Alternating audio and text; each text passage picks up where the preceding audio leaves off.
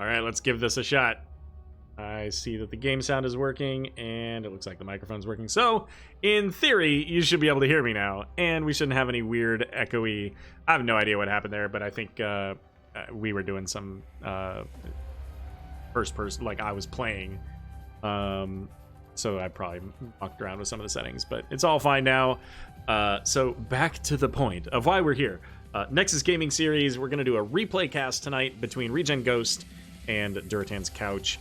And to give you all of the couch you could possibly want, immediately following us, we're going to drop you over to Mongoose, who's going to be casting a Durotan's Couch and ReGen Phoenix match. Double the fun. So there you go. Beatbox into the mic to check. Yeah, you know, maybe someday we'll give that one a shot. So we are good. We've got sound.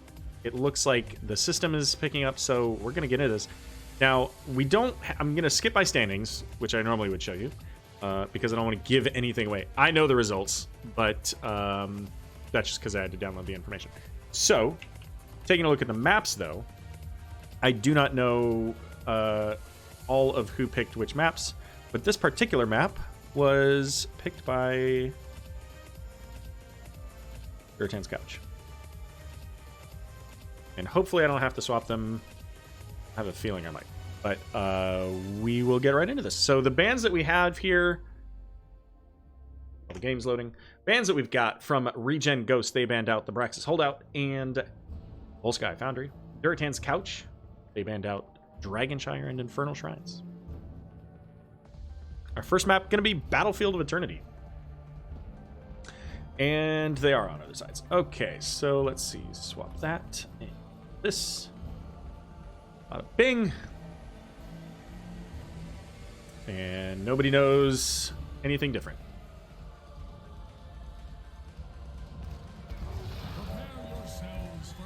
And here we go.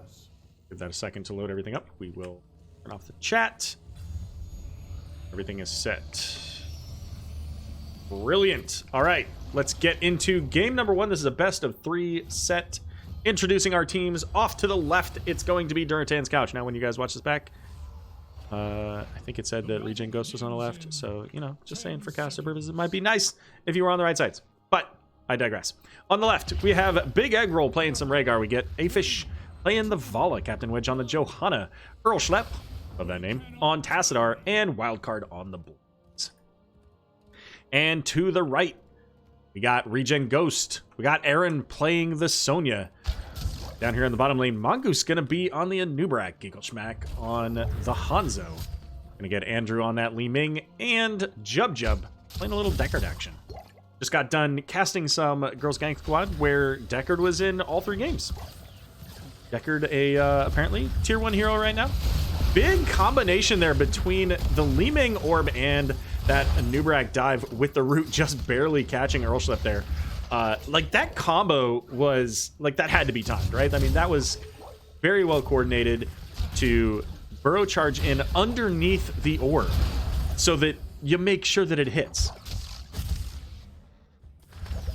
Look like Vala going into that Q build for that Monster Hunter race potential onto the Immortal. Hanzo going into the Redemption, so the auto attack stacks there.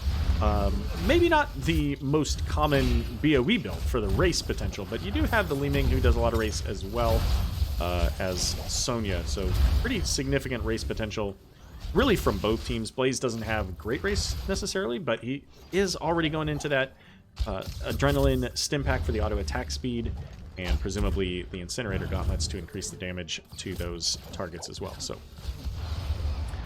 see how that turns out. Speaking of our solo lanes there, Wildcard jet propulsioning right out. I think was probably looking for the stun on the Sonya, but couldn't quite get it. Meanwhile, in the bot lane, Tassadar taking a little bit of damage from the Li Ming.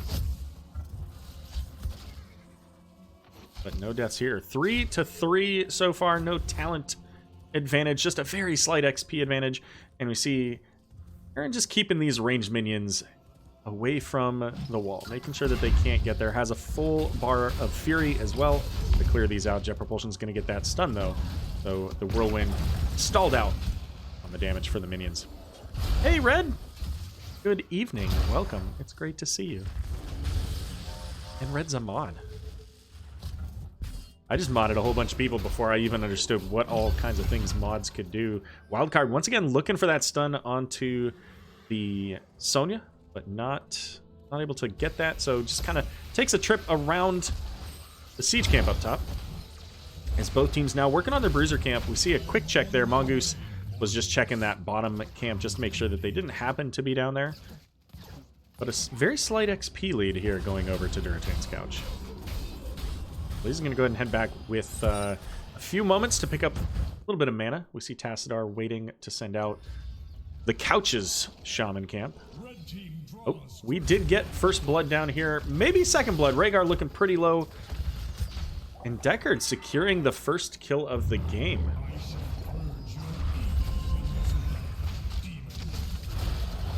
Hana walking past the Anubarak, gets that condemned. A little bit of extra shock ray damage there for Earl Schlep. And doing a little bit of kind of counter pressure under their Immortal is Durotan's couch with the Johanna, trying to slow things down with those blinds. Now, Tassadar getting caught very slightly within his own force wall. But halftime going to go over to the side of ReGen Ghost on this one.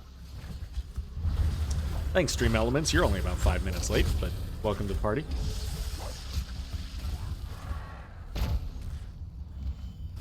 Right. Immortals on their defensive, or the offensive sides, rather. Stun coming out from Wildcard. Pretty far away from the team, so Tassadar couldn't really follow up. For the moment, it's going to be Vala on the race.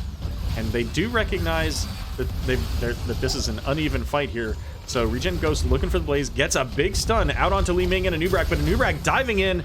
That Adrenaline Stim Pack, not enough movement speed to get Blaze out of there. So one kill now for ReGen Ghost, and they're going to head back. They've got Hanzo to work on the Immortal, and with that level 4 serrated arrows, going to be able to do quite a bit of damage to the Immortal, even without the additional from the level 1 talent. That's going to give ReGen Ghost the first Immortal of the game, heading into the bottom lane.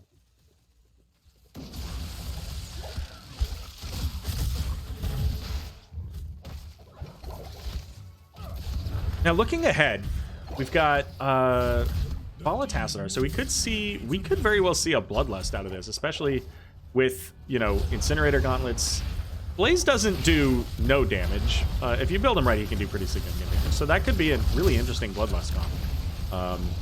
And then you've got the Johanna with the Falling Sword. I think for the most part, we're likely to see standard ultimates out of ReGen Ghost. Probably the Wrath of the Berserker, some Stay a While action, and then the stun from Hanzo. I don't think either ult would be a problem for Li Ming here. I do kind of wonder, though, with that much kind of front line, with the Rhaegar, the Johanna, the Blaze, and all that stuff, if Anubarak continues kind of the more standard Cocoon, or maybe goes into Locust Swarm with it. Could be interesting. Cocoon would really help if this is a Bloodlust comp, though, because then you could isolate that Tassadar when he pops the Archon. Because really, Tassadar's I guess Blaze can get out quickly, too. All right, Ghost gonna head down, pick up the siege camp. Sonya just getting the XP up in the top lane there. Blaze going back. We're gonna see Vala rotating up, maybe to try to pick up that camp. And of course, we just saw Aaron scout that out, so it would be the right time for Vala to do that. Except for the fact that now the siege camp is up down in the bottom lane. So Blaze and Vala going in, looking for the Sonya. Vala, however, taking a shot from a tower. Not going to be able to stick that one out. So Aaron's going to be able to get away. And that gives ReGen Ghost with the siege camp in the bottom lane free reign to put pressure onto the fort here. And it's so very close, but can they finish it? Hanzo's throwing a Sonic Arrow. How much does this fort have? Oh, dang it. I was too late. There was no health on that fort. That was basically done with that Sonic Arrow. I guess the replay will show it, but I was looking on the wrong spot. Shaman camps available for both teams. Level 10's just about to hit here for ReGen Ghost. They'll get it off of this Shaman camp. Gonna be the shielding potions there for Deckard. And halftime already picked up by Durotan's couch. How much does Sonic Arrow do? Like, it's not much. I mean, it's not 0. It's like 100 something, but it's... I mean, we can check. Let's look. How much is that Sonic Arrow? Okay, 240. So, yeah, it's not 0, but it's... You don't use it for damage, normally. But if you've got a fort that has no health, why not, right? Like, it worked out for him, so... Level 10's here, so we're just going to see some burn onto the Immortal. But ReGen Ghost says, hey, we got to get into this. Sonya leaping in. There's the Cocoon onto Tassadar. 1-2 kills taken out very quickly. We do have this Tassadar coming out of Cocoon in a moment. Goodbye. Tassadar's death animation lasted longer than his life coming out of that Cocoon. Johanna trying to get a little bit of damage in onto the Immortal. I mean, I don't know. Yeah, you get a little bit of damage, but you're Johanna, so I don't... Like, that, to me, seems like it might have been a little bit of a risk.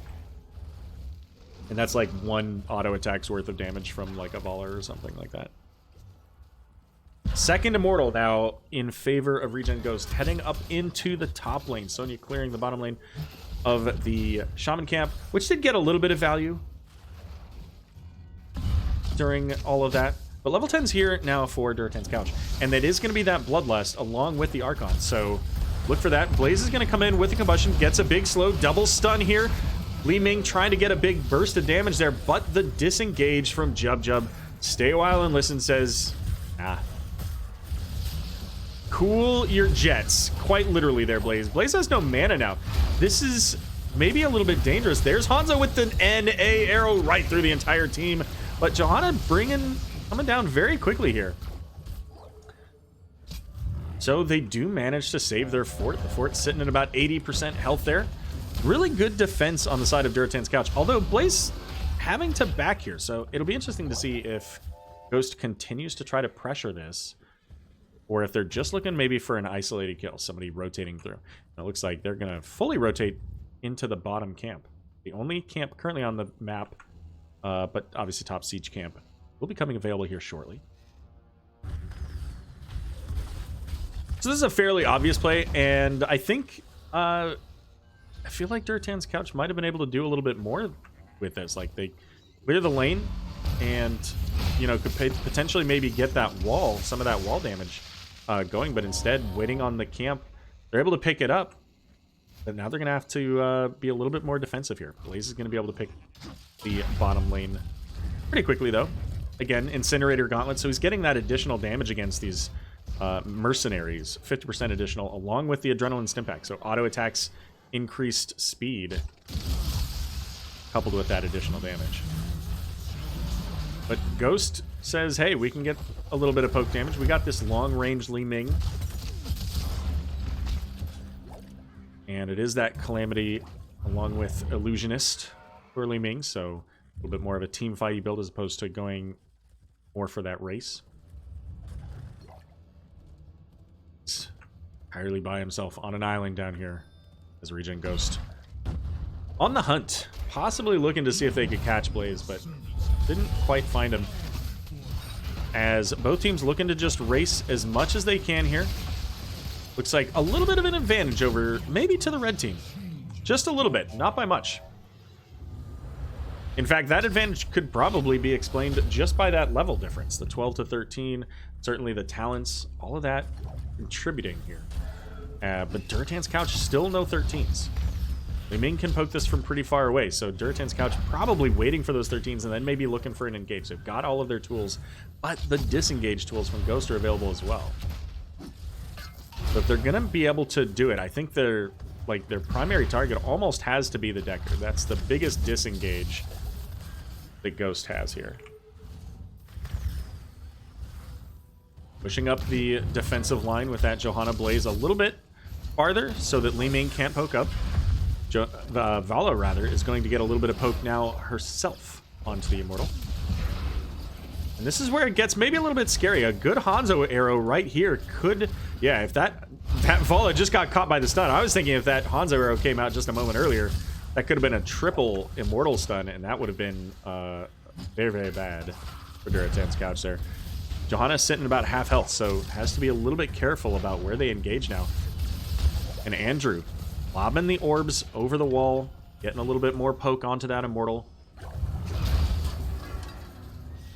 And just playing a little bit of back and forth. Almost like the ocean. The waves crashing back and forth here. Wave of Force used by Li Ming, so that's a big cooldown. There's a great Dragon's Arrow. Fishy gonna get caught by that, but the Cocoon going out onto Blaze, so no combustion just there. However, we're gonna see a double kill coming out. Blaze with a triple stun into the backline, looking for more. And that's gonna give them the Immortal, the first Immortal of the game here for Durotan's Couch. With the counter engage, really waiting on the Dragon Arrow and ultimately putting the herd out there. Right out onto the Anub'arak. And realistically, it just looked like the front line was pretty far forward and they couldn't quite get the value out of those long-range heroes, the Hanzo and the Li Ming, to be able to ironically, keep the front line safe. Because if they can't put damage out onto the enemy team, then the front line is exposed and they cannot survive. Blaze down in the bottom lane, trying to keep moving that XP bar forward. Blessed Shield coming out. They're looking for the Sonya. Gonna have the strafe from Vala. Anub'arak diving in, just missing the Vala there as Blind coming out onto just about everybody. Arguably, though, the most important one, the Hanzo, not getting caught by the Blind. But that's okay. Immortal going to be able to take out all the way through Keep Wall in that top lane, and that opens up a win condition now for Durotan's Couch, as they have a lane very much open. Camp going to get picked up, likely by both teams. Maybe not. Wedge just going to come over and check this out. I was going to say, I think Deckard saw that. So it did get scouted out there. But that's it. Just a quick moment. Just a hello. We're here. Just wanted to say, you know, welcome to our couch. Level 16's here for both teams now. Checking those out. So Mirror Ball going to be the pick for the Li Ming. Collecting not for Diamond Skin. Quoting some yes. I don't know how much I quoted. I suppose at least the hello. If I quoted more than that, I assure you it was merely coincidental, but I suppose it could have happened. All right, we see Ping's calling here saying, get out. Gotta leave.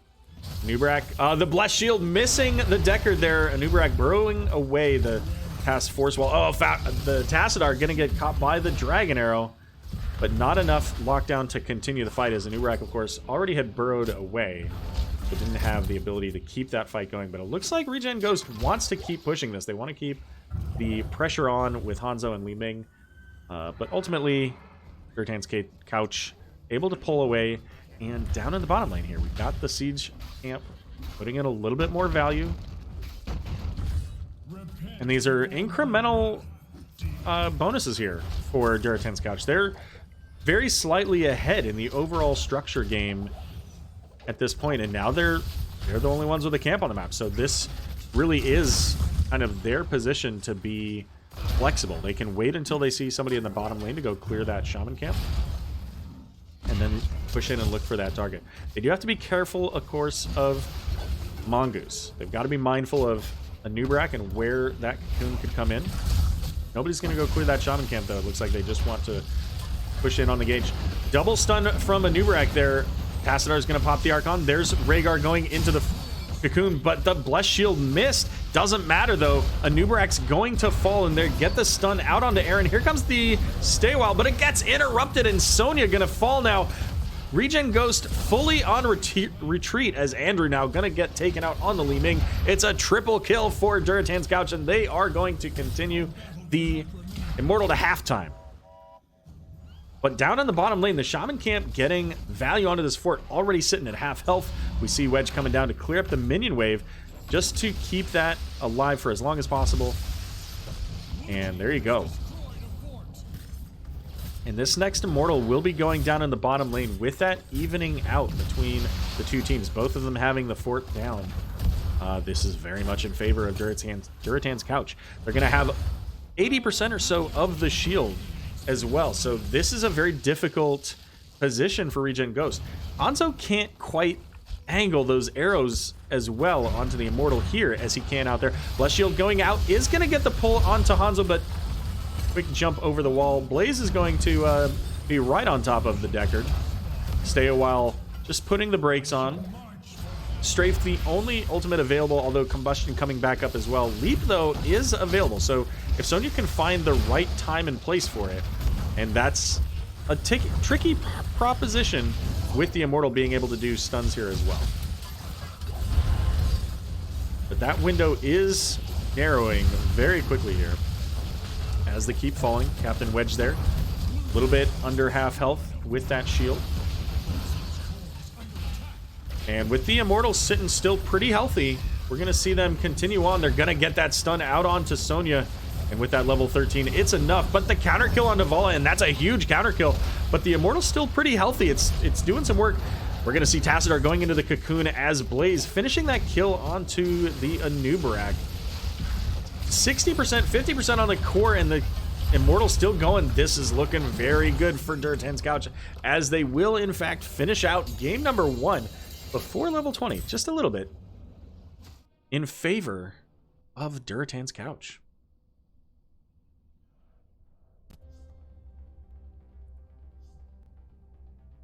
The kills 7-7. This game was very much in favor of Ghost in the beginning. Then it leaned and skewed very heavily toward Durotan's couch as the game went on. When they were able to secure those kills onto Anubarak early, it gave them the potential then to push and continue pushing harder. So first game going over to Durotan's couch. Now, we want to place bets if they kept their sides in game number 2. My guess is they probably didn't. But we'll see.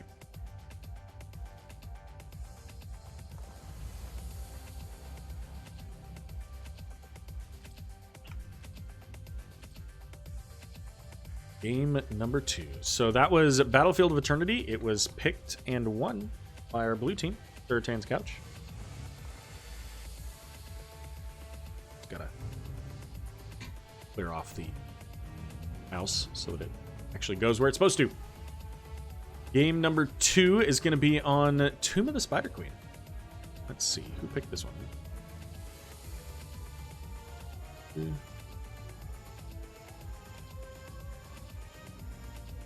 Why don't you open?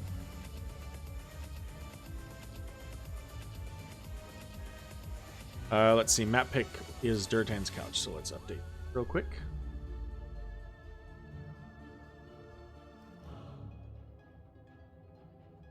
Almost positive other sides, but we'll see.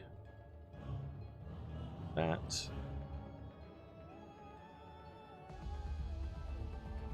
It's real quick on the teams.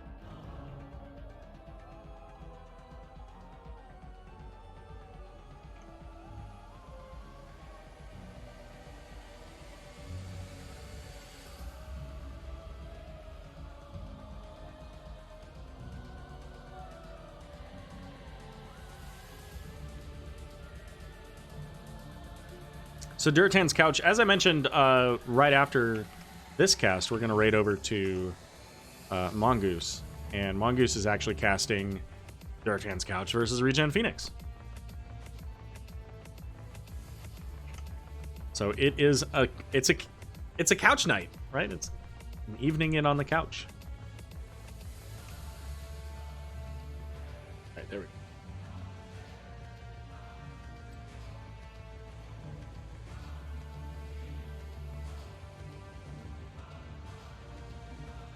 All right, so game number 2 loading up. Let's take a look again at those maps. As mentioned, game number 1 there was picked and won. The map was by Durotan's couch. We've got map bans from Durotan's couch on Dragonshire and Infernal Shrines, with ReGen Ghost banning out Volskaya Foundry and Brex's Holdout. Also, it looks like I was wrong. They actually stayed on the same sides.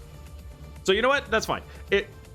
listen, I complained about it at the beginning of game number 1 that they were on the wrong sides, but if they keep the same side throughout the whole thing, then so be it. Whatever. At least then you don't like get screwy with remembering which team's on which side and all that good stuff.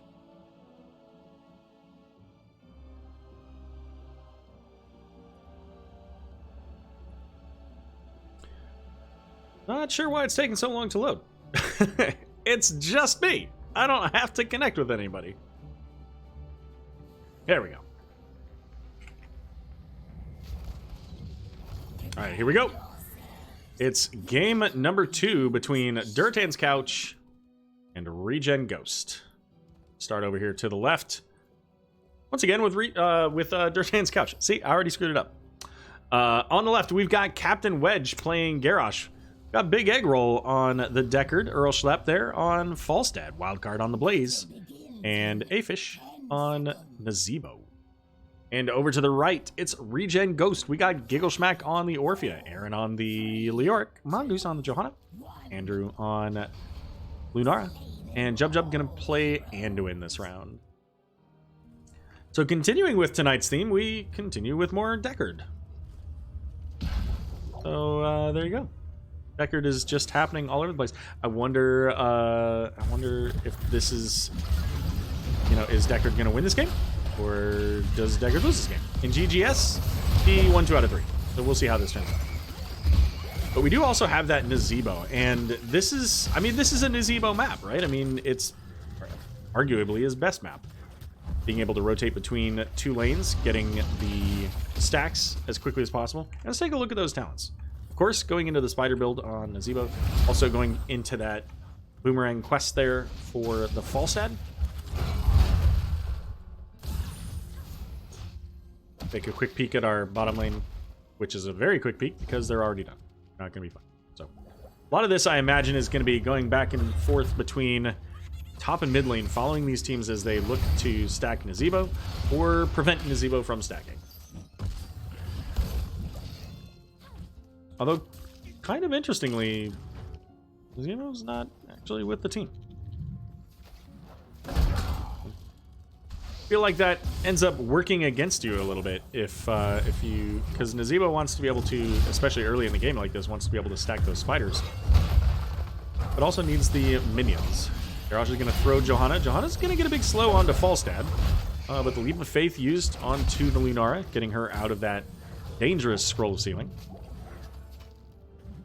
Check in on our bottom lane. And this is probably, one of the more exciting matchups that we'll see today. Also, watching the paint dry versus the sun. Another very exciting matchup. Garrosh going to get caught within the zombie wall. Probably doesn't mind, though. Nothing really going on there to deal with. But so far, it seems like the rotation advantage slightly in favor of ReGen Ghost. A little bit of a throw there. Earlship getting brought down very low. Does have to use that barrel roll to get away. And that's so that rotation advantage does seem a little bit interesting because you've got Falstad who can do fairly, moderate AoE damage with the boomerang. You've got Nazebo who, again, kind of moderate damage. But it's easier for Nazebo to do that and make sure that he's getting all those stacks if he can let them come into him a little bit. So I guess maybe that's part of why this is going the way that it is. Now Garrosh trying to keep the minion wave style for Nazebo, but it's disrupted by the Johanna. Nazebo coming up is going to get a zombie wall out there, but not going to be able to land it onto the Orphea. She is a slippery one. All right, checking in on our paint drying. Currently, roughly approximately the speed of linoleum curl.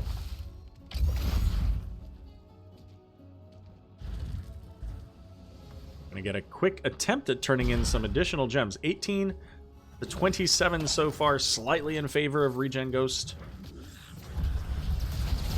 And a little bit of a catch here. Blaze caught by the Condemn. And I think they probably could have gotten the Blaze there. But it might have been a little bit dangerous. The rest of the team was very close by, so the trade of Blaze could have potentially led to additional kills. So I think that they made the right call in pulling away there.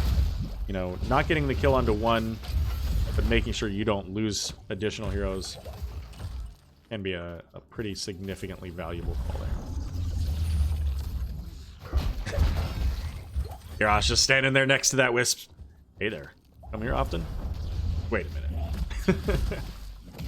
And it is going to be ReGen Ghost with the first Web Weavers so far of this game. Anduin going to get caught out up above. Falstad with the kill there. And that's going to give a little bit easier time for Durotan's Couch on the defense. Wedge possibly looking to see if they can get this Lunara. I don't know if he showed there. It was very close. But Andrew, mindful of that bush, did not want to step too closely there and avoided what would have been an absolutely terrible fate of getting thrown, caught in a zombie wall, and eaten to death by spiders. Hello? Speaking of spiders, 38 so far on the quest for Nazebo, 18 for Falstad on his, what is that called? Gathering Storm. I'm just going to get caught in the zombie wall, so free stacks for the Falstad. Not enough damage yet to make a difference. Barrel roll used there by Falstad, but in a place that didn't really cause any issues, so just the wall down there for ReGen Ghost. Mongoose once again going to disrupt that rotation, try to give the rest of Ghost the opportunity to clear the lane, but it's a small map, so they just went around the other wall. All three walls down, fully in favor of ReGen Ghost with that Web Weaver. Tank sprays coming out here. Just a little sign of love.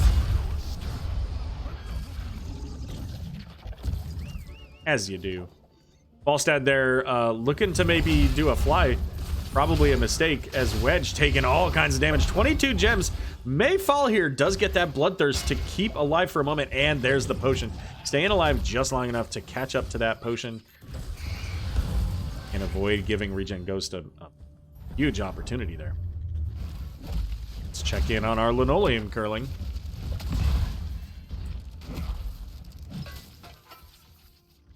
Progressing currently at the speed of a Grandmaster chess match.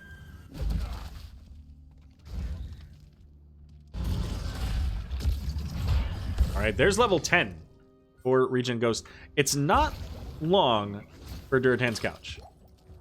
Another minion wave and they'll be able to pick that up. Nazebo sitting at 100 stacks so far on his trait quest, so certainly if they're able to get to level 20, that could make that happen. Watching grass grow is a pastime of all dads. That's another one. Thank you, thank you. I was trying to think of other things that take a long time, and I was running out of them.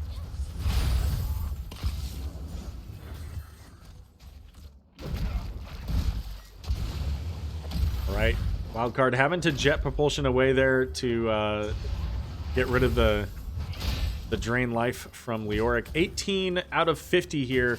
ReGen Ghost very close to a second turn-in, though. Just a few more gems to be able to get that second Web Weaver. And it looks like they're gonna get it. That's some damn fine grass. Exactly. All right, here we go. Looking for it. Johanna gonna get thrown out.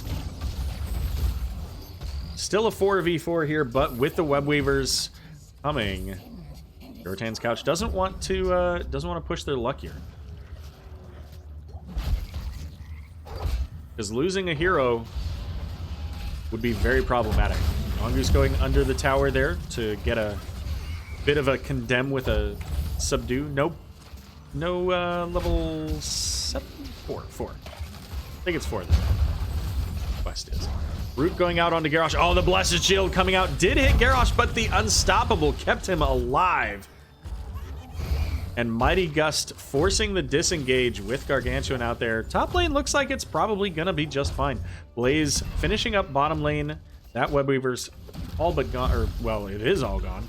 The mid lane, however, looking like it's going to fall. The Web Weaver coming up. And this time, Garrosh not so lucky. And we see Mongoose sitting on top of those 20 gems. But Falstad's going to go ahead and come down. Pick those up. Make their way down with 52 gems into the middle. Nazebo going to get caught as well. And this is so far 2 kills. They're looking for a third. 55 gems on Blaze. Look at these two. these guys are practically Wall Street bankers with the number of gems they've got. But that is going to give ReGen Ghost 2 keeps out of this second Web Weaver phase. As so far, the map pretty heavily in Ghost's favor. And this is kind of what they need to do. The later this game goes, the more difficult it becomes for them. Durotan's Couch has 2, essentially, I think, Gathering Storms in stacking, right? Yeah, I think so. So you've got 2 infinitely stacking heroes in Nazeebo with his trait and Falstad with his big booms. And at level 20, again, I mean, Nazeebo gets that, what is it? Ireland Infection, I think. Although I feel like, no, that's a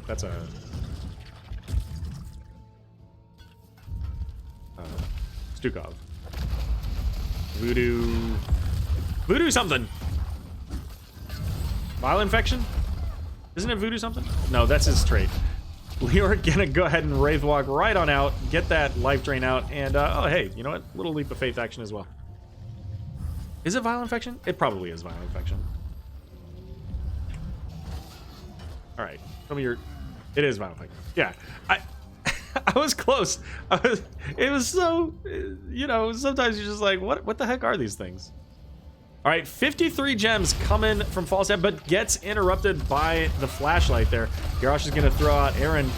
But now, with sitting at half health, the Entomb just barely missing the disengage, but the stun? I think that was a Blessed Shield there.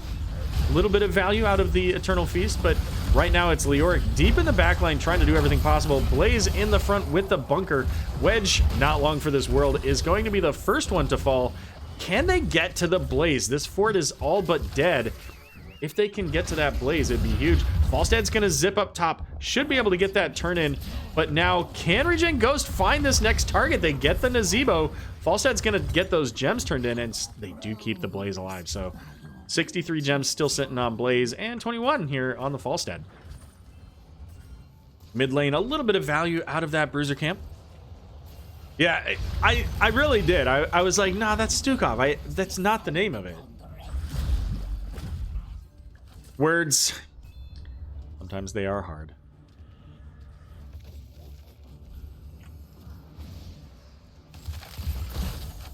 But losing those heroes put Durotan's Couch in a little bit of a kind of a back foot position here. So Falstad was able to get that turn in. Really, that's just a band-aid for the moment. They're not going to really get any value out of the pressure that the Web Weavers can provide. ReGen Ghost is able to clear those up pretty quickly in the top and mid lane. Flashlight going to catch the Garrosh there in that aggressive positioning, making sure that they can't find a hero. And now the rotation down to finish off the third one. So they do get a little bit of value. I think they get, yeah, the full wall here. So it's not a ton, but it meant that they kind of stopped the bleeding for a bit, thanks to those kills that ReGen Ghost was able to pick up. And they still have 109 gems. But ReGen Ghost has enough for turn-in as well, so keep an eye on these teams. There's the ally throw. Light Bomb coming in onto Johanna. Big Condemn onto 4. The Root coming out, and there's the Entomb with the Eternal Feast. But Garrosh is able to walk away, and he's able to say, hey, I got a Ice Block. Lunara jumping in. They do get the kill out onto Johanna with the zombie wall. Lyric's going to go ahead and have to Wraithwalk out of there as Nazeebo picking up the completion on the Spider Quest. Let's check out that quest tracker. 168 now. Make it 169 for Nazeebo on the way to Vile Infection. 54 for the Gathering Storm. Level 16's coming up in just a moment here for Durotan's Couch. And this is a much better Web Weaver potential for them. Having the Johanna down, being able to pick up 16 here in just a moment. The real question is, where do they go? Top lane is so far back. So Leoric just pushed that wave up. That Web Weaver's not coming anywhere. So their best bet is right here in mid lane, where they've got Bruiser camps that they can send forward. Falstad is going to Hearth.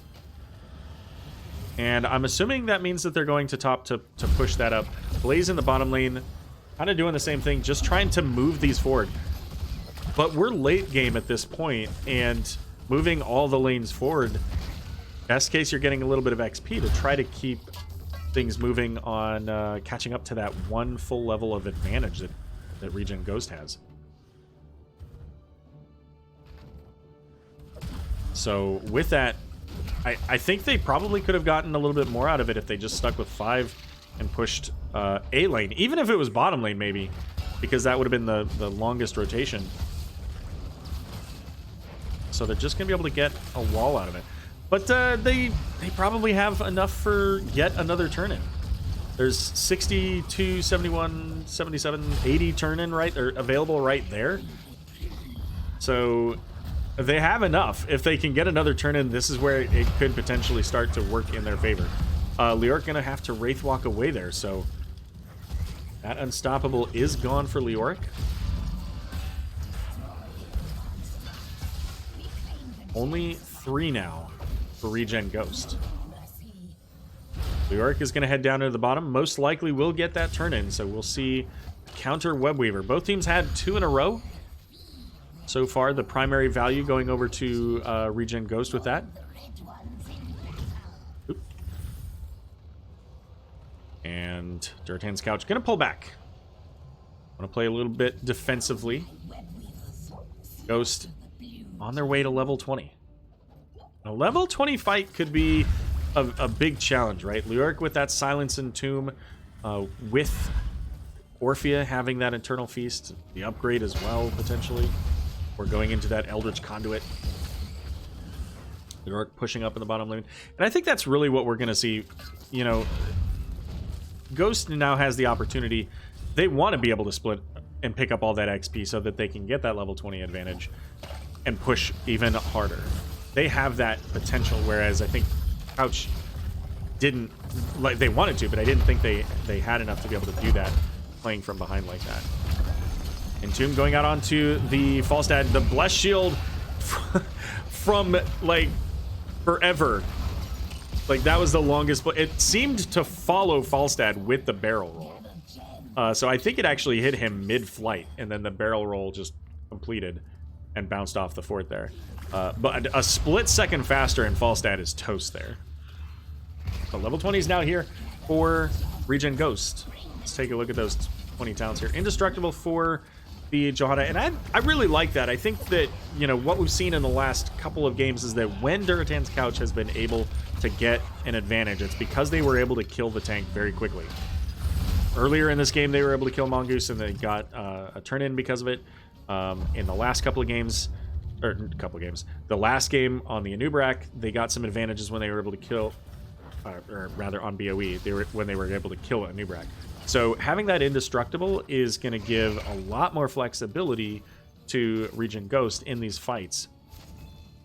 And they've managed to, I was going to say, did they manage to math that out so it was exactly 1?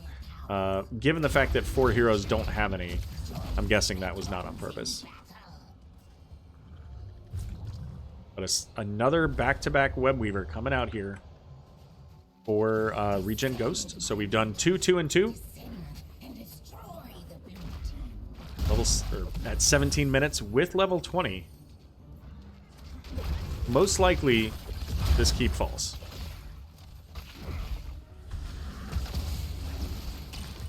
Blaze is going to meet mid lane.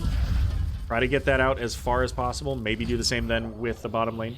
But top lane is not looking so good here. They're going to try to defend as much as they possibly can, but there's not much they can do with those level 20s. Johanna's going to go ahead and pop the Unstoppable. There's the Dirty Bathtub coming in with the Light Bomb. They do secure the kill out onto Garrosh, and Johanna's going to get caught with a Stay a While. And look at this. Look at this. This ring of potions. It's beautiful. Unfortunately, didn't get any value. Garrosh was toast. But it looked very nice. So the keep not down yet, as the Webweavers all fall. And level 20 coming up. So I'm actually pretty impressed. I didn't think that Durotan's Couch would be able to save that keep. They traded Garrosh for the keep. I don't know if that's a value trade. Maybe it is. But with the boss play coming in here, And keep in mind, very short cooldowns. Leoric's Entomb is very short, as is the Eternal Feast with Orphea there. So, I mean, what are these? 50 seconds on both of them? 50 and 50. Yeah, so everything's back up. Literally everything is back up. Light Bomb's back up, Blessed Shield's up. Everything is available for ReGen Ghost. But a blue Web Weaver coming in for Durotan's Couch will help them to defend, push out. They've got level 20 here, so Blaze and Nazebo gonna make their way up. That Vile Infection completed. Already the Web Weaver nearly dead. Now, a good Respect the Elderly here from Deckard could be enough to shut down everything that ReGen Ghost wants to do. As could a Wind Tunnel there from the Falstad. So there are a couple of really significant CC potential tools here that Durotan's Couch has if they're able to find the right place. And Anduin only has one Leap of Faith. And if he's silenced because of Respect the Elderly, then he can't use that anyway. So we shall see how this goes down. Both teams have absolutely just disgusting combos, so it's going to depend on who gets the first one. We saw Anduin kind of thinking about walking through there and then said, this is not a good idea. All right, Lunara jumping over the Garrosh there. And we do see Garrosh increasing his armor there. Lunara with both the level 16 and 20 talents there. So having a slowed target as well as 3 stacks of her Toxin. I mean, that you could see brought Garrosh down to about half health. If not, of course, for Deckard's healing. But are we not going to get that interrupt? We are not. So 37 out of 70. Not really all that close to a turn for Ghost. Durotan's Couch does, however, have quite a few gems. Falstad and Blaze the bulk. But Falstad's going to have to head back. Does have his fly. But check it out. 278 stacks on Voodoo Ritual there. And this is where it becomes a problem. Here it is. Jet Propulsion coming out. Light Bomb going in. The Blessed Shield just missed, though. Eternal Feast with the bunker, the Entomb going into the bunker, though, so they are able to get out of there. Wind Tunnel coming in as they get the big taunt onto 2. It's a double kill so far. Now Blaze deep in. Can he get anything more out of this? Big stun onto the Johanna with the slow zombie wall coming down on both of the front line. That could actually be problematic for Durotan's Couch now, as Wedge falling very low is going to be a counter kill. So 3 for 1. 3 for 1? I thought it was 3 for 1. I guess Johanna didn't go down. Never mind. That Indestructible probably kept her alive there. And now it's Nazebo ice blocking to miss the incoming damage and the root, of course. But not dead yet. I thought he was dead. There he goes. Mongoose there making it out just barely. So let's actually check. Did that Indestructible... What? Okay. No, I could swear that there were 3 people that died on ReGen Ghost side. No, I said 2. It was just the 2 of them. I don't know. Listen, I don't know what I'm doing. Clearly, this is my first time doing this, ever seeing this game. I said 2. They were the 2 that were in the front, and then the 3 chased. Yeah, okay. Well done, Arrow. Well done. ReGen Ghost coming in. They've got the Bruiser Camp, the Spell Armor there, and Entomb coming looking for the Falstad, but not gonna matter. Wind Tunnel gonna be able to push them away into the core's damage there. It's not gonna be able to hit them, though. And that core mechanic only hits heroes. Blessed Shield going out to stall out the Blaze. Jet Propulsion coming in, does get a big stun, drops the bunker immediately. And with that level 20 upgrade, we see there 50 armor onto the Blaze. So a little bit of core damage, sitting at 99% health. But we've seen, I mean, I have had games, I have played a game where the core had 37 health. I cast a game of a core with 7 health. So listen, I'm not gonna say anything. Like a 99% core, good enough. That could be the difference on winning or losing the game.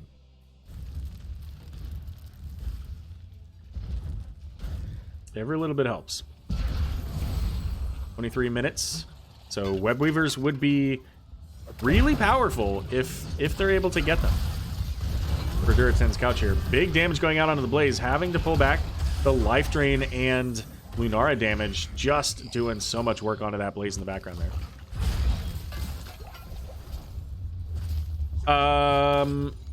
With the very low core, yes, actually. Yeah, the 7 hit point core, they won. Wow, that was a really loud echo from Garrosh. I don't think I've ever heard that. Bottom lane becoming a problem. Siege camp getting some work done. We've got the catapults as well. So really, ReGen Ghost just needs to stall this out and they like win the game there. But Falstad's going to be able to head back. Has that fly available. I can't remember if the 37... I think we lost the 37 hit point. Like, we got their core to 37, but they got our core to dead.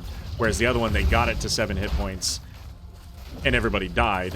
And then 15 minutes later, the game was over on the other side. So this right here could very well be a checkmate play. But we do have, again, the fly. 40 gems coming in from Falstad.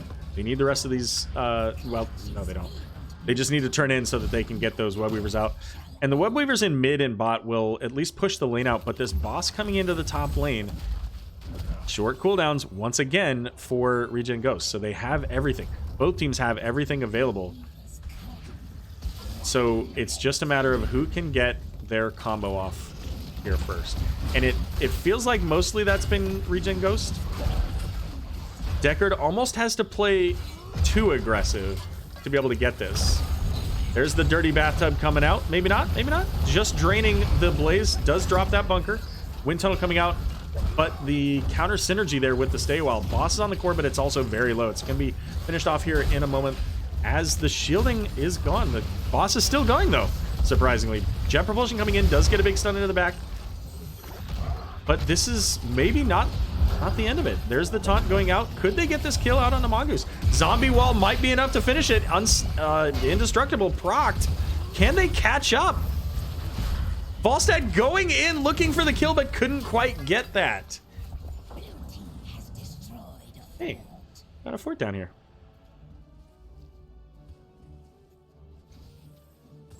Yeah, I mean, between Mighty Gust and Respect the Elderly, like, that is a huge challenge. If you don't find the right target with Leoric and that silence, your engage turns into death.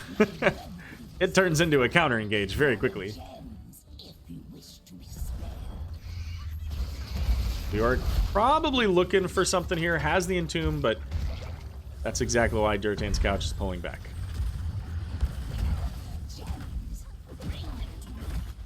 So we could see maybe, like, if Deckard, like I mentioned earlier about, like, an aggressive positioning, because there was a point where all 5 of ReGen Ghost were right next to each other. I don't think Deckard could have gotten it because, like, he would have just been Bless Shield and, you know, entombed to death.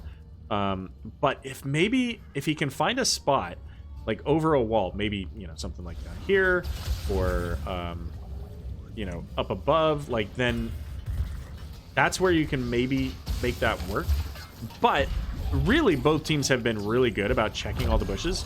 Oh, man, that Entomb missing the Garrosh is huge. But we're 27 minutes into this game, and we just got the, what, 5th Web Weaver? 6th Web Weaver for ReGen Ghost? I don't even know. There have been so many Web Weavers in this game.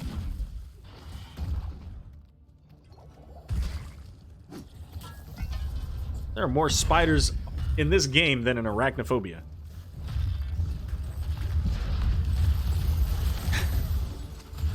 Gotta respect the throw. I don't know if you're saying respect the throw, like, of his throw or the throw of the game. Well, there you go. There's Garrosh getting caught. Didn't even have the Entomb. They just were able to use the slow and the drain. Blaze going in. Missed with that, the punish. Falstad coming in with a Mighty Gust, shoving the low health heroes toward the core. Oh, the stay a while's gonna hit the damage, but doesn't hit the Anduin. And a quick desperate prayer, and that backline nice and healthy.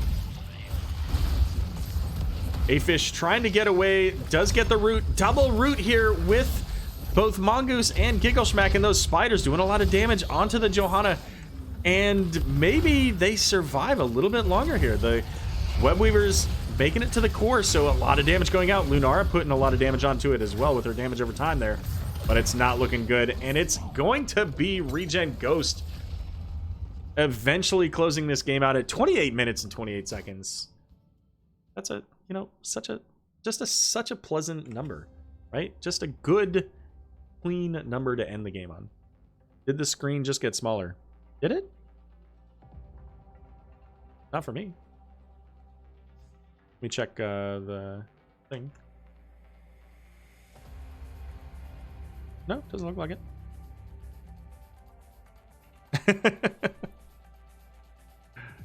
Hey, listen.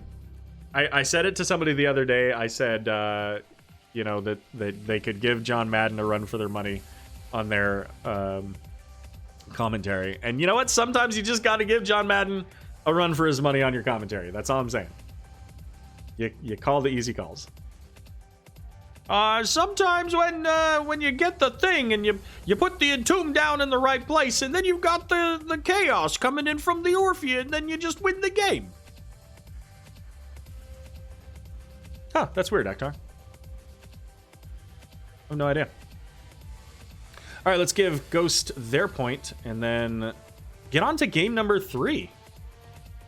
What an exciting series.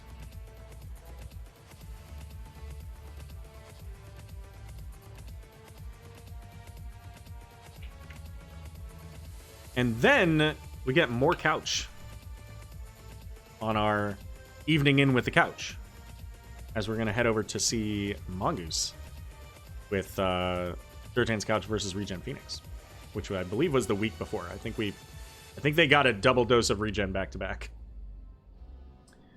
All right, Towers of Doom. This is my favorite map. I hope it's exciting. Don't spoil it for me, Mongoose. Don't tell me if it's exciting or not. I just want to believe that it's going to be exciting. Map pick was ReGen Ghost. Okay.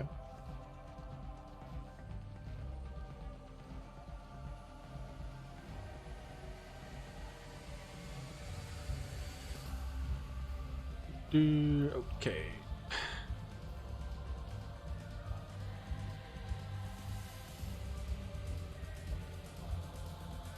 Another Deckard. Deckard's been in every game that I've cast tonight, in both series.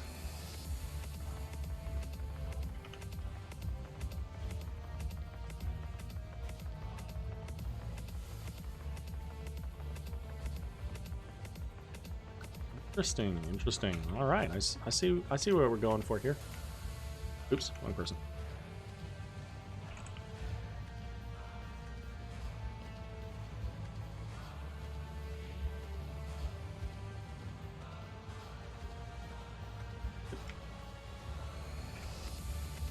All right, there we go. Get this game loaded.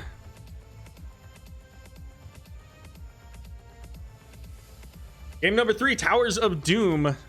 Best map in the game. Typically not one that you can really snowball.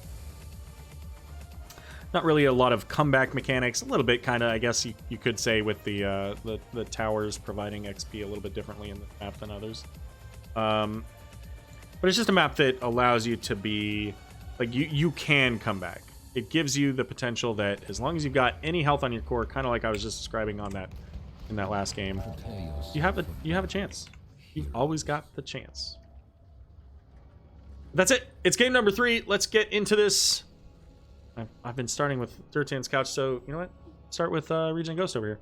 On the right, it's ReGen Ghost. We got Aaron playing Leora Giggleshmack on the Falstad.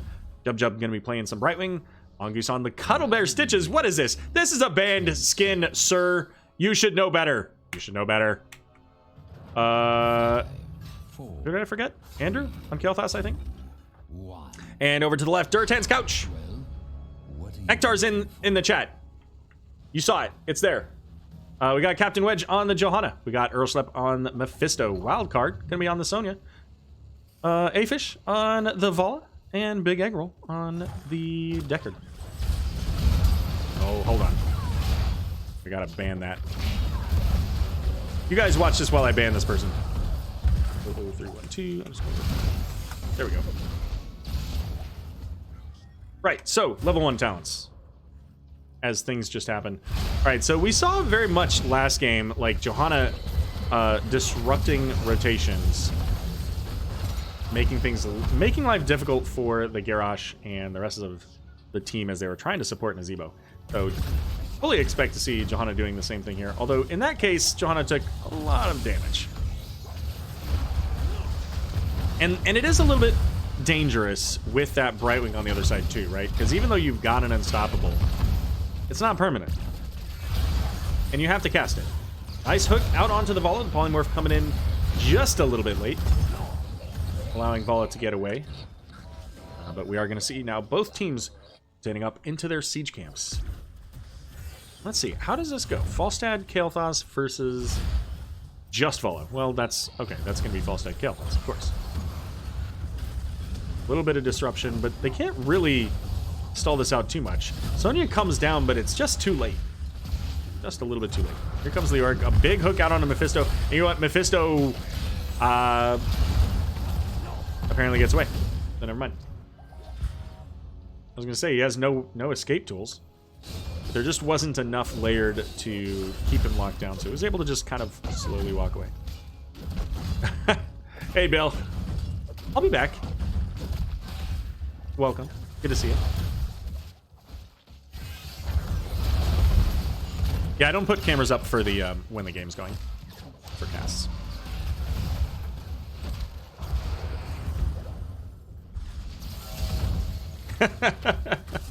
Hey, and the dad jokes commence.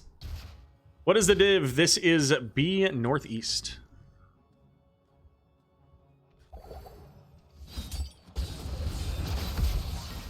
All right, Sonya coming in, spinning, gets polymorphed, has the living bomb, make it a gravity lapse on top. Wild card. No. How is this game still 0-0 on the kills?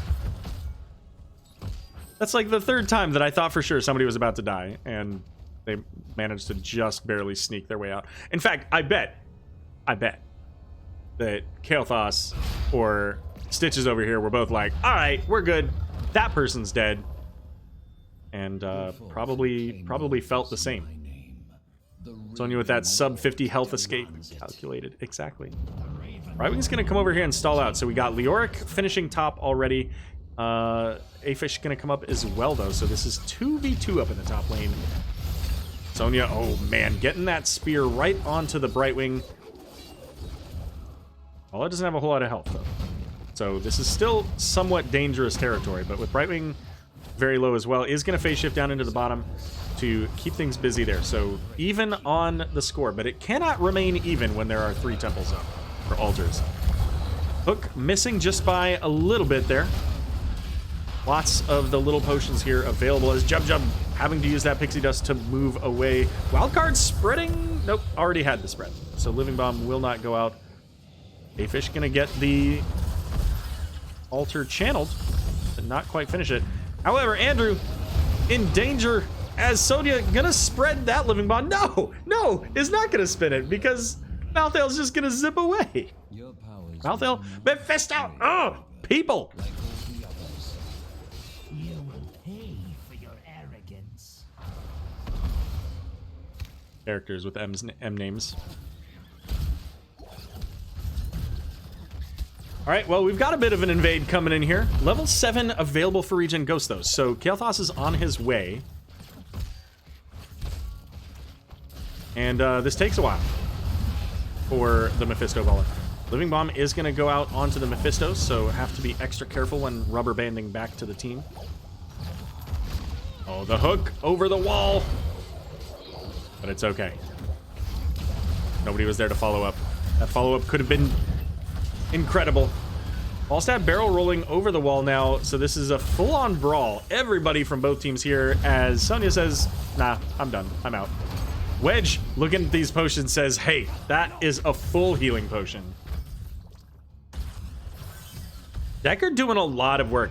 I gotta give a big shout out to Big Egg Roll here as the whole team is hearthing out because the potion usage in both games, like the ruby usage, has been huge, and not always does the team pick it up, but when they do, it's pretty fantastic.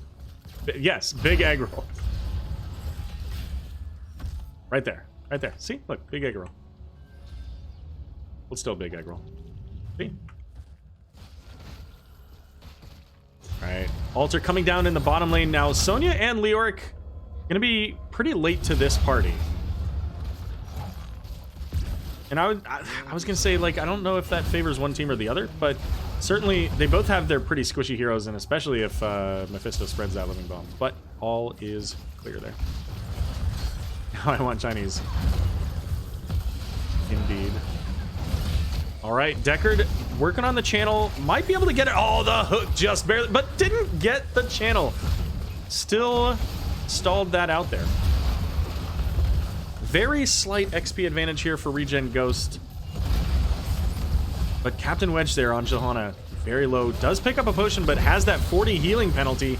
And that is going to be the first kill for ReGen Ghost. But look at their health bars. They're all so very low. They have to back out. There's literally nothing they can do here without finding themselves all completely just wiped.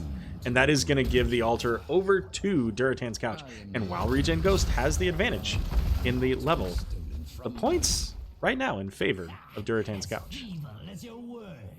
Ultimately, unlike Whose Line Is It Anyway, here, the points matter. They're pretty much all that matters. Level 10. Here we go. Leoric going into that Entomb again. We do have the Gust of Wind and the Gorge. So I fully expect we could see like Gorge Gust combo, right? Like Gorge somebody. Nice hook. Hit that minion. A+.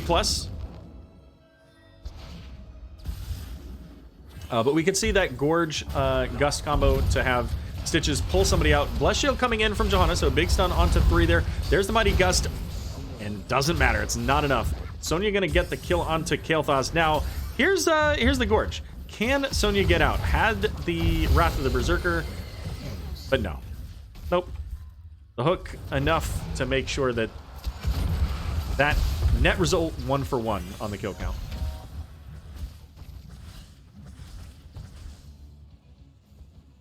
Deckard going back in to stay a while. Not uncommon.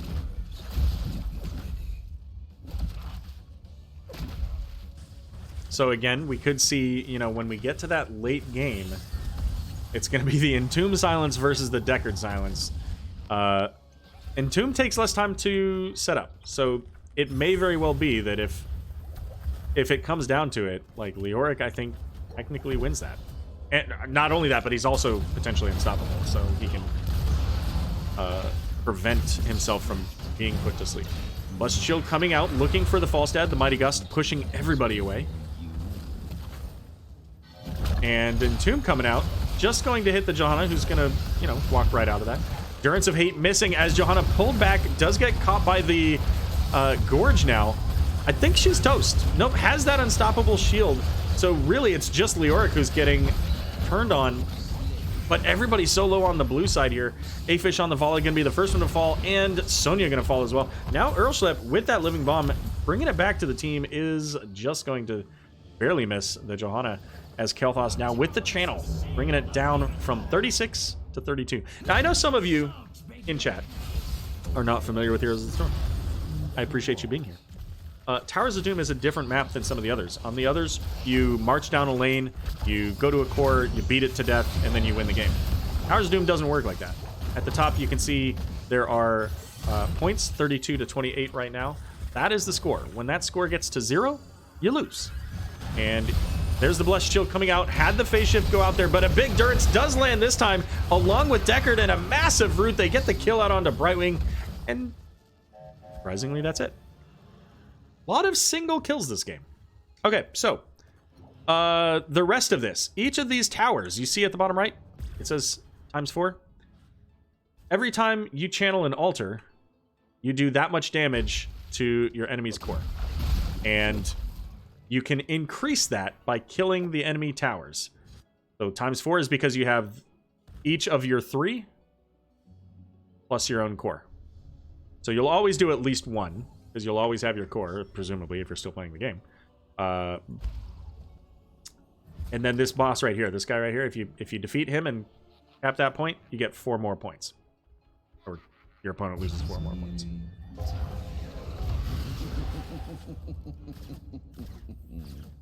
Yes, but feel free to ask any questions if you have any. We have plenty of Heroes of the Storm veterans. Sonya in a dangerous place does have leap though, so is gonna leap out of there. The hook missing, but the mighty gust is gonna what? What? Gorging the Sonya back. I mean, spinning to win, staying alive for a pretty long time. That is a lot of ultimates to use for a single kill. Mephisto's gonna go ahead and channel left side, so that's good for them. Kael'thas. So net result is that they get that kill, but that was almost a comedy act. 37 heroics for 1 kill, exactly. I imagine you meant 3, but 37 sounds so much better. Let's take a look at these talents again. 16 coming up for ReGen Ghost on the right here, and again, so you know, definitely meant 37. All right, fair enough. The other thing to keep in mind is that these talents, these are kind of checkpoints as you get to certain levels, and a good pick onto the Vala, rotating down to get that kill. And Leoric looking for the Entomb. Maybe, maybe not. Blessed Shield coming out into the back, but the Mighty Gust pushing them all in was probably waiting for that now that I think about it. As they get the kill onto Deckard, that stay a while, forcing him to stand still and tell a story. Wedge now trying to escape the Falstad. The hook missing a little bit off to the side there. Big root coming from Earlschlepp, so maybe there could be something out of this. Ends up losing his life, but helped to take out another one. Johanna going down, and Sonya once again getting gorged. Does not have the leap, just used it here.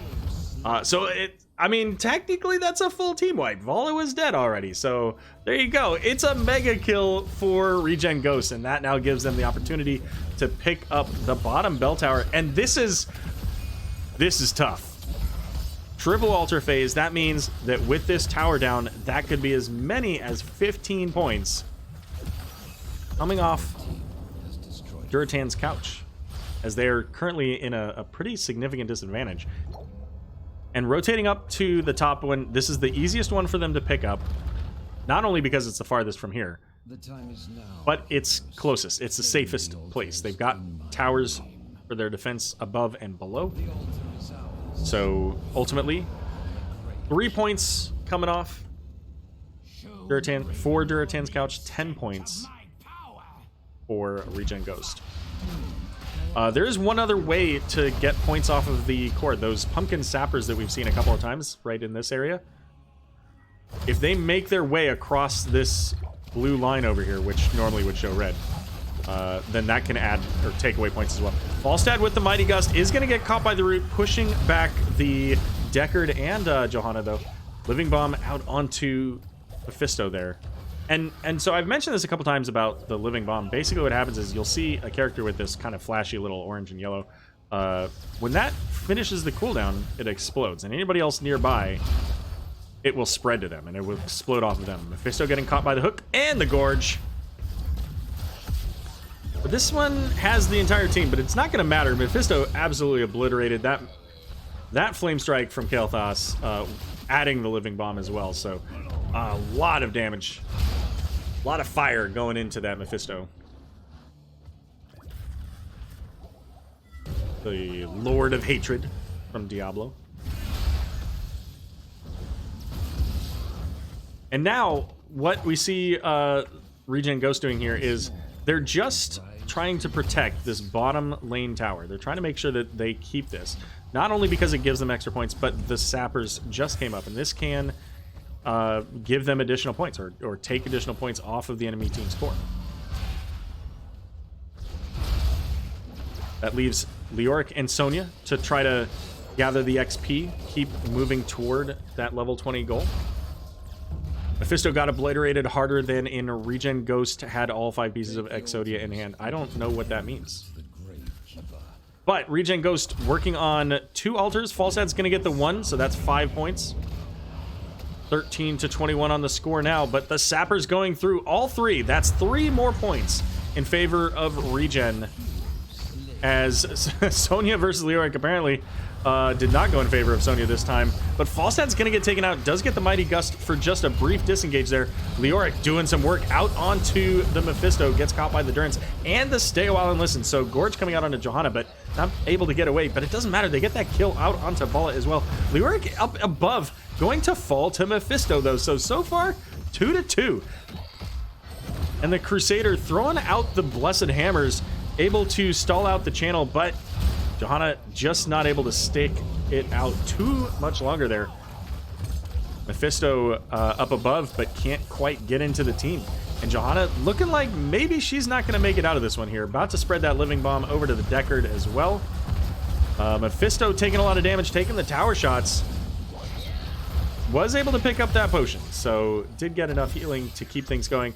And we're now on the blue side of the map here, so having Sonya make it back into the fight does make this a little bit more precarious for ReGen Ghost, but they have this tower as a defense behind them, so they can be relatively safe with that. Yorick here with that level 4, I assume. Yeah. No, he didn't take that. Okay. Going into the full auto attack build with Mithril Mace and Spectral Leech, so getting that additional haste, able to really put out the damage on those minions too, without Neil Peasants. Oh, yeah, so let's look at these level 20s. So we've got Flamethrower here from Kael'thas, so that Flame Strike gets extra range and cooldown reduction if he hits multiple people with it. That Entomb Silence, Buried Alive, probably what ReGen Ghost is looking for. If they can find a good pick here, 5 points is all they need, and that's what they get if they get this altar. They also have 3 right here in the form of these sappers. So if Leoric can find a good Entomb, or if Falstad could find a good Wind Tunnel, that could be enough to end the game for him. That's a great stall. Phoenix going to be able to force anybody coming through to be dismounted. Leap coming in, oh, right onto that Kael'thas, but they spread the Living Bomb, looking for the kill onto Leoric. Almost able to get it. Triple quad kill. Holy cow, what a combo. What a way to turn that around. Now, the best thing for them to do is wait to channel this. They need to take this back. That'll get them an additional point, right? So they go from 3 to 4. Even things out. Leoric does have the ability to come back a little bit sooner because of that drain, but certainly not soon enough to stall this out. So 5 to 21, make it 5 to 17. And like I said at the very beginning of this game, there's always the potential to come back. With a single point on your core, you can turn this around, get all of the towers, and find yourself in a very healthy position. And that's what Durotan's Couch is looking to do right now. They're going to try to pick up this bottom fort and do exactly what Ghost did. Hold on to it for as long as possible. Maybe send some sappers through. Right now, it's just Leoric and Stitches. Now, Stitches with that Gorge could be dangerous because right here, this death zone... that's not what I want to do. This death zone, if you get a Gorge over to that, it's very difficult for most of those heroes to make it out. Not all of them. Still hurt. They obliterated us. Still hurts. Absolutely. That was a fantastic combination. They were really able to lock the heroes down and make that happen. So 10 seconds on the camp. So this is they're looking to do something very similar to what they just did, but I like this play. I mentioned earlier 4 points from this boss. So both teams are kind of playing this, hey, let's play a game here and find out who we can get. Leoric with the Entomb missed, as did his ghostly hand there, but Vala going to get absolutely obliterated. The Durance of Hate going to come out, hit onto 2 with that big root. And once again now, in favor of Durotan's Couch, getting the 2-for-1 in that. Not only that, but they still have that Stay a While and Listen, so holding on to that ability. I'm assuming that was a Respect the Elderly still. No, Bottomless Flask. So even if Deckard gets caught and killed somewhere, having those potions on the map means that his team can stick around for pretty much ever. The altars have risen. Activate them now. All right. Good stall from the Kael'thas. Can Sonya catch up to him? Doesn't look like it. All right. Mongoose catching the Johanna. I think she's probably fine.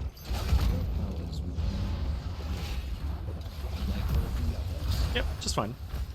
Enough of this. So 4 more points in favor of Durotan's Couch. 5-13 on this score. This game was looking very much like it was going to go in favor of ReGen Ghost. At this point, it's anybody's game. If Durotan's Couch was able... Oh, that Blessed Shield, if that Blessed Shield hits... Oh man, that would have been so clutch. But just barely missing, and we are back to full squads on both sides.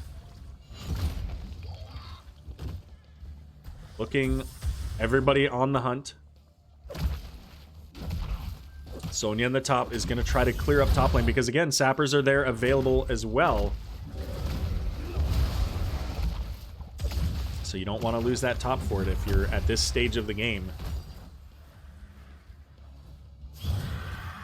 Phoenix is going to come out, provide a zoning potential there. It does mean that Kael'thas has to play really far back, because if he gets too close, that tower will start to attack him if it hits any of the heroes. Pumpkin Sappers go through, bringing the fort under half health. Now Sonya's here, has the lead, along with the Staywald. So if she can get a combo and set up the Deckard, it could very much be game over for either team at this point. This next fight with a double altar could be the end of this game. Because there's 8 points for both teams available just on the altars if they do nothing else, plus a boss. So a fight that goes significantly one way or the other could be enough. A little bit of a pull on that boss, so... And Durotan's Couch doesn't lose if they let this go, but it's not a great place for them to be. Wind Tunnel giving Jub maybe the potential to channel this. Just barely do they get the stall from Mephisto. Leap going in, trying to get onto Brightwing, is able to make it out. The pull coming out, and Vala is silenced, is going to get taken out, spreading that Living Bomb as well. Falstad there on the Deckard, but the stay a while with that extra silence going to keep Deckard alive. But Wedge is falling very quickly to Aaron, but the team coming in clutch to keep Aaron alive. But the double hero flame strike giving the kill on Mephisto, and now it's turning in favor of ReGen Ghost. Keeping in mind, of course, that Leoric can still slow even if he can't damage people. But the living bombs being spread is not a positive. Deckard trying to get the channel, but the stall coming from Stitches. It's 1 point left on the core. Deckard is gonna get the channel! Holy crap! Just barely, but it's not over yet. Sonya trying to get to the potions, but can't finish to that last one. And the boss, this could end the game right here. It's just Deckard and Johanna. I think they've done it. I don't think there's much that Deckard and Johanna can do. 10 seconds still until Vala, and so there's really no damage. Especially if they get the kill onto Deckard. Wind Tunnel coming in. Johanna able to stay there for a little bit, but it's not going to be enough. Game number 3 going over to ReGen Ghost, and that was a great finish to the set. Mongoose, you didn't give anything away, and it was still a great finish.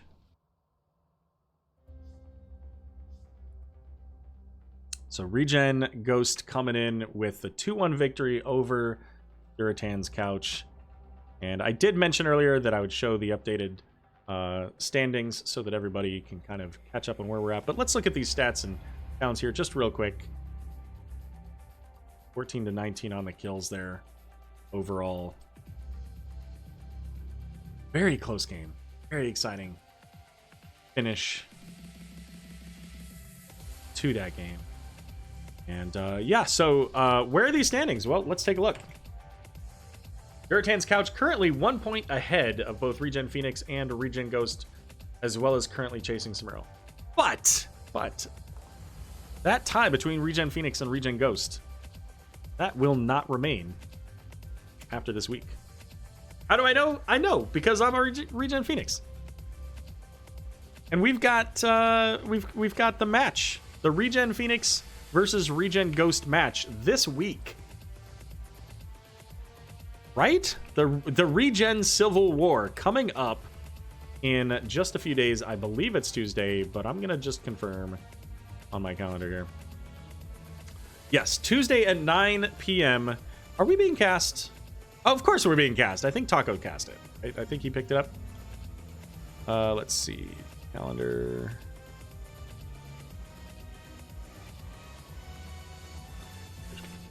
Let's see. It is Bankai is actually the one casting it. So there you go.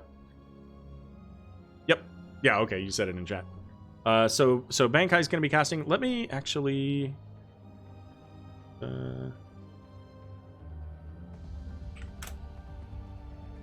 Excellent. There we go. So if you're interested in catching ReGen Ghost versus ReGen Phoenix on Tuesday at 9 p.m. Eastern Time, that's where you'll be able to find that at Bankai's channel.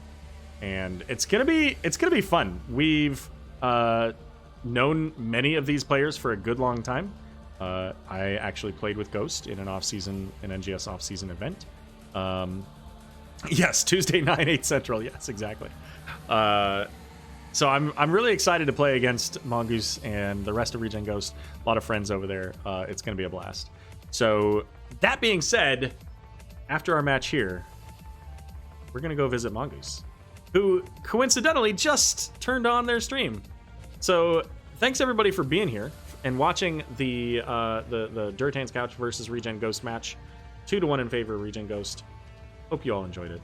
And yeah, if before I head out, the last thing I want to say, I keep harping on this and I will continue to harp on it. If you have not checked out Twitch Music, please do so. Look up the category, go find some people. I'm not going to list a whole bunch of streamers for you because, quite frankly, there are just so many good ones. But look them up. There's tons of them. Look them up. It's absolutely amazing. You will lose so many hours of your life because of this advice, but definitely check them out.